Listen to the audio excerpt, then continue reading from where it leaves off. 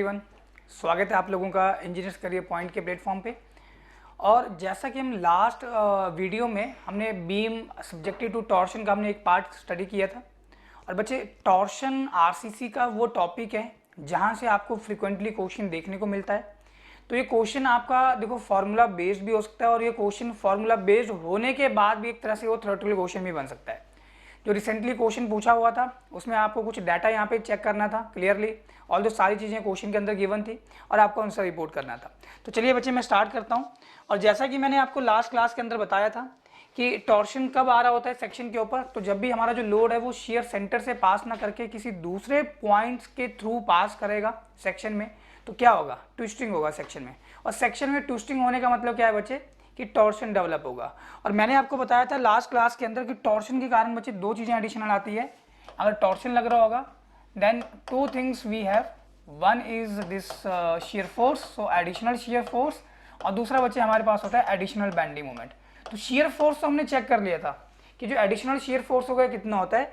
तो बच्चे अगर मैं यहाँ पे लिखूँ कि इक्विवेलेंट शियर फोर्स, तो जो एग्जिस्टिंग शियर फोर्स है बच्चे, इसके अलावा ये जो एडिशनल वाला शियर फोर्स है कितना, 1.6 TU ये ट्विस्टिंग मोमेंट गिवन होगा अपॉन बी।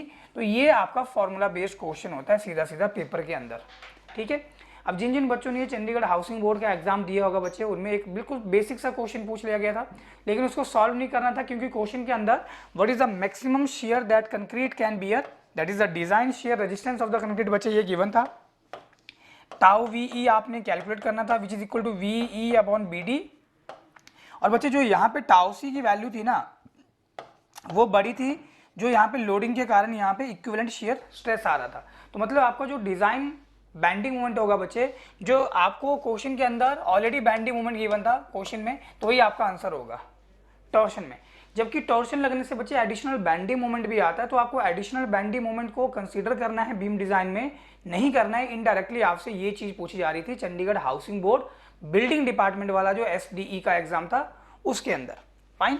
अब बच्चे मैं इसके दूसरे पार्ट पे आ रहा हूँ कि अगर यहाँ पे हमारे पास एडिशनल बैंडिंग मोमेंट है तो वो कितना होगा, क्योंकि टॉर्शन के कारण एडिशनल शियर फोर्स आएगा और एडिशनल बैंडिंग मोमेंट आएगा। तो अगर मैं बात करूँ यहाँ पे कि टॉर्शन के कारण बच्चे जो बैंडिंग मोमेंट आया, लेट बी ME, इसको मैं बोल रहा हूँ equivalent bending moment. So ME is what, this is equivalent bending moment.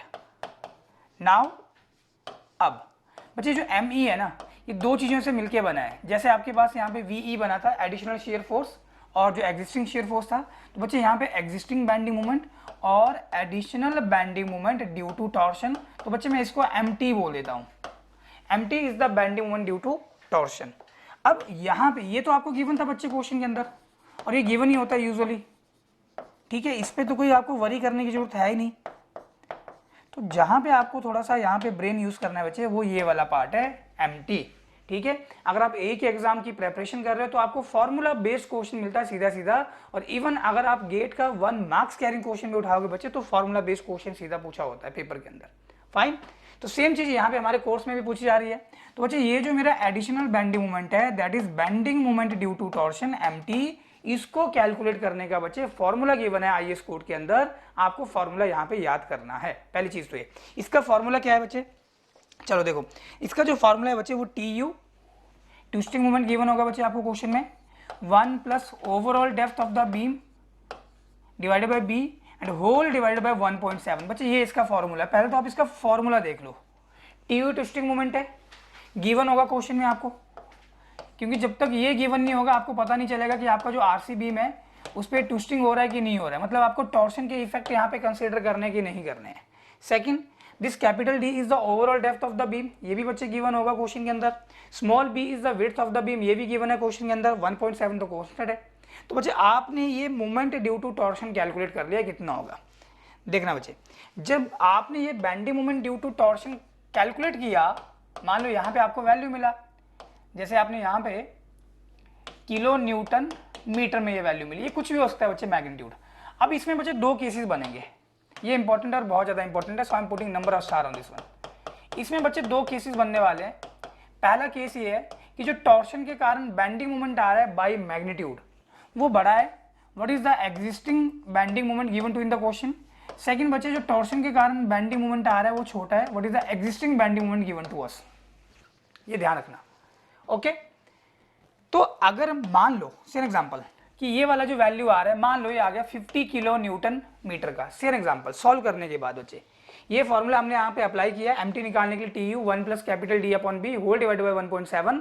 और बच्चे मैंने क्या किया, यहाँ पे इसका मैग्नीट्यूड मैंने चेक कर लिया एम टी का, ये मान लो आ रहा है 50 किलो न्यूटन मीटर का। और बच्चे ये जो क्वेश्चन में गिवन है, सेम एग्जांपल बच्चे ये गिवन है मुझे मान लो 100 किलो न्यूटन मीटर का। आई डोंट नो ये 80 का भी हो सकता है, 50 से कम भी हो सकता है बच्चे, 50 से ज़्यादा भी हो सकता है। तो पहले केस में मान लो ज़्यादा मान लिया, या आप ऐसा बोल सकते हो कि ये मैं इस केस को कंसीडर कर रहा हूँ कि जो टॉर्शन के कारण बेंडिंग मोमेंट आ रहा है बच्चे, वो बाई मैग्नीट्यूड आपका कम है एज कंपेयर टू जो आपको यहाँ पे एग्जिस्टिंग बेंडिंग मोमेंट गिवन है वो ज़्यादा है।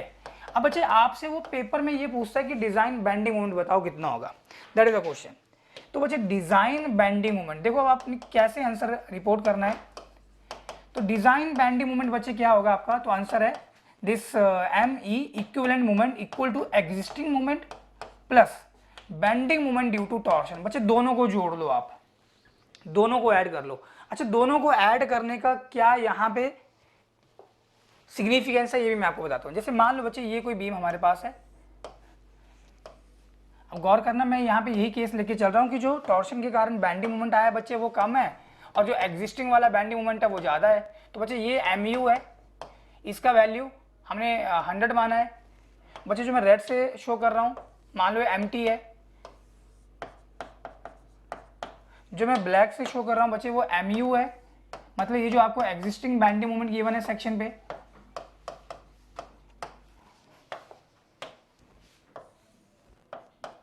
ये रेड वाला बच्चे एम टी है। अब ये दो केसेस में आप देख लो ध्यान से बच्चे, अगर मैं यहाँ पे एग्जिस्टिंग बेंडिंग मोमेंट की बात करूं तो क्या ये बीम को सैग करवा रहा होगा, है कि नहीं? ऐसे तो होगा। अगर मान लो कोई बेंडिंग मोमेंट लग रहा है और जो बॉटम फाइबर में टेंशन क्रिएट कर दे टॉप फाइबर में, जिसके कारण कंप्रेशन क्रिएट हो जाए, तो इसको आप क्या बोलते हो? यही तो होता है सैगिंग, है कि नहीं? अच्छा, अगर इसकी बात करेंगे तो यहाँ पे भी सैगिंग है, किसके कारण? एमयू के कारण। बच्चे ये चेक करो, एमटी वाला पार्ट चेक करना। तो ये जो आपका bending moment due to torsion है, ये क्या कर रहा है? टॉर्शन वाले पार्ट की बात कर रहा हूँ बच्चे। अगर मान लो कोई कपल ऐसे लग रहा है, so it will try to hog this beam. तो मीनिंग टू से दैट आप क्या करोगे बच्चे, पहले केस में आपने ये दोनों का जो नेचर है वो अपोजिट कंसीडर किया, मतलब एमयू अगर आप क्लॉकवाइज लेके चल रहे हो, एक सैगिंग बेंडिंग मोमेंट क्रिएट कर रहा है सेक्शन में, तो आपने मान लिया कि एमटी टॉर्शन के कारण बच्चे जो बेंडिंग मोमेंट डेवलप हो रहा है वो मान लो यहाँ पे हॉगिंग क्रिएट कर रहा है। हो सकता है वो भी सैगिंग कर दे, ये देखो दूसरा केस भी हमने कंसीडर किया है। तो बच्चे जब मैं यहाँ पे इसकी वैल्यू हमने 100 माना, इसकी वैल्यू हमने 50 मानी, तो बच्चे यहाँ पे जो नेट मोमेंट होगा कितना हो जाएगा? 100 माइनस 50 हो गया क्या? और ये कितना आ रहा है? 50 आ गया। पॉजिटिव का कि नेगेटिव का? ऑफकोर्स पॉजिटिव का, मतलब सैगिंग ही है। अच्छा, यहाँ पे चेक करना, अगर दोनों सैगिंग आप कंसीडर कर लिए ना, व्हाट विल हैपन? तो एम आपका 100 है और एम आपका 50 है, और ये कितना हो गया बच्चे? टोटल 150 किलो न्यूटन मीटर हो गया क्या? तो आप खुद देखो, ये भी आपका सैगिंग बेंडिंग मोमेंट है और ये भी आपका सैगिंग बेंडिंग मोमेंट है। तो आप क्या करोगे? हमेशा हायर वैल्यू के लिए ही डिजाइन करोगे। तो इसीलिए बच्चे जो आपका डिजाइन बेंडिंग मोमेंट होता है वो M U plus M T answer होगा यहाँ पे, ये दिमाग में बिठा लो। तो इसलिए हमने यहाँ पे ये लिखा कि एम ई कितना होगा आपके पास, जो इक्विवेलेंट बेंडिंग मोमेंट है, जो डिजाइन बेंडिंग मोमेंट होगा बच्चे, वो M U plus M T होगा। क्लियर इतना? अच्छा, इसके दूसरे केस पे भी आ जाओ बच्चे। दूसरा केस ये, अब मान लेते हैं यहाँ पे, गौर करना बच्चे, ये वाला मान लो कि जो मोमेंट आ रहा है टॉर्शन के कारण वो ज्यादा है। मान लो इसकी वैल्यू मैं बोल देता हूँ कितना, 120 किलो न्यूटन मीटर। और बच्चे ये जो आपको क्वेश्चन में गिवन था एग्जिस्टिंग बेंडिंग मोमेंट, इसको मैं वही रखता हूँ 100 किलो न्यूटन मीटर। गौर करना बच्चे। तो इस केस में क्या हो जाएगा बच्चे, देखना जरा, अगर मैं वही फिनोमिनन फिर से कंसीडर करूं तो ये कितना है मेरा? 120 है। तो बस जब आप 100 में से 120 कम करोगे तो मेरे ख्याल से आपको माइनस का 20 मिल रहा है क्या, है कि नहीं? ये तो मिलेगा -20 किलो न्यूटन मीटर। और यहाँ पे जब आप 100 में बचे 120 ऐड करोगे, this will be 220 kilo newton metre. गौर करना बच्चे। और ये पॉजिटिव बोलने मतलब क्या है? सैगिंग होगा। और बच्चे गौर करना, गलती मत कर देना, और ये वो चीजें जहां पे बच्चे कॉमन मिस्टेक करते हैं। यहाँ पे नेगेटिव बेंडिंग मोमेंट का मतलब क्या है? हॉगिंग हो रहा है। पॉजिटिव बेंडिंग मोमेंट का मतलब क्या है? सैगिंग हो रहा है। अगर बच्चे कहीं पे नेगेटिव बैंडिंग मोमेंट जनरेट होगा तो वहां पे आपको टॉप जोन में जाके वहां पे रिइंफोर्समेंट देना पड़ेगा, क्योंकि टेंशन जहां पे होगा वहीं पे आप मेन स्टील डालोगे ना। समझ रहे बात को? तो मीनिंग टू से दैट बच्चे जो आपका डिजाइन बैंडिंग मोमेंट होगा, जो डिजाइन बैंडिंग मोमेंट होगा बच्चे, वो दोनों चीजें होंगी। मतलब अब यहां पे जब आपका M T bending moment due to torsion existing bending moment से ज्यादा होगा, तो उस केस में जो आपके पास ये नेगेटिव वाला बैंडिंग मोमेंट आएगा, इसके लिए आपको स्टील डालना है। कहां पे आप स्टील डालोगे बच्चे? तो ये अगर मेरे पास बीम है, फॉर एग्जांपल अगर ये सिंपली सपोर्टेड है, तो one thing for sure you know very well कि न्यूट्रल एक्सिस के नीचे सिंपली सपोर्टेड बीम में टेंशन है और ऊपर कंप्रेशन है। और टेंशन में तो आपने पहले ही यहाँ पे स्टील डाल के रखा है, लेकिन बच्चे अगर इसके ऊपर टॉर्शन लग रहा होगा और टॉर्शन के कारण जो बेंडिंग मोमेंट आएगा उसका मैग्नीट्यूड अगर बच्चे एग्जिस्टिंग बेंडिंग मोमेंट से ज्यादा होगा, तो आपको उस नेगेटिव बेंडिंग मोमेंट के लिए बच्चे यहाँ पे स्टील डालना है। और वो कहाँ पे डालोगे? आप ऊपर बोलना है, मतलब कंप्रेशन जोन में। इसलिए बच्चे आप आंसर करते हो कि जब भी बेंडिंग मोमेंट टॉर्शन के कारण बाई मैग्नीट्यूड ज्यादा आ रहा है as compare to existing bending moment, तब आप यहाँ पे कंप्रेशन रेनफोर्समेंट डालते हो।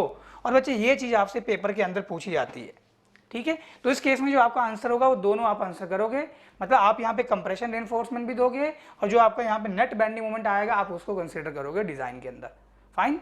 तो बच्चे ये जो टॉपिक था आरसीसी से टॉर्शन वाला, यहाँ से आपको क्वेश्चन मिलता है। और बच्चे ये फॉर्मूला बेस्ड क्वेश्चन होता है जनरली, लेकिन अभी रिसेंटली एक दो जो एग्जाम हुए, जो चंडीगढ़ हाउसिंग बोर्ड का भी हुआ बच्चे, फॉर्मूला आपको यहाँ पे यूज करना ही नहीं था, आपको डाटा गिवन था और डाटा के बिहाफ के ऊपर आपको आंसर रिपोर्ट करना था कि डिजाइन बेंडिंग मोमेंट क्या होगा। फाइन। तो आई होप आपको चीजें समझ में आई होंगी बच्चे।